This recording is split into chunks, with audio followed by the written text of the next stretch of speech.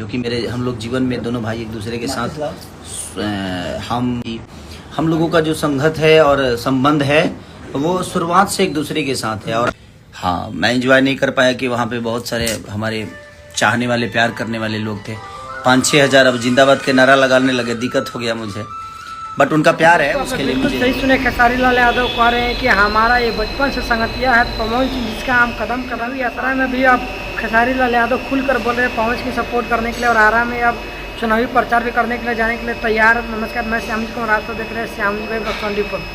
दोस्तों, आप लोग भी क्या चाहते हैं कि खेसारी लाल यादव के साथ साथ टुनटुन यादव, भोजपुरी के सारे कलाकार इस बार पवन सिंह को सपोर्ट करें, और पूरे दिलो जान से खेसारी लाल यादव पवन सिंह का सपोर्ट में उतर चुके हैं और पूरा खुलासा भी कर रहे हैं खेसारी लाल यादव कि हम उनके साथी हैं, हमारा वो अगला साथ दिया है पवन सिंह, इसके लिए हम भी पवन सिंह के सपोर्ट में रहेंगे। पवन सिंह को आरजेडी के द्वारा टिकट दिलाने पर ही बहुत बड़ा खुलासा करें कि हम भी तेजस्वी भैया से बात करेंगे कि पवन सिंह को टिकट जल्द से जल्द दे दिया जाए।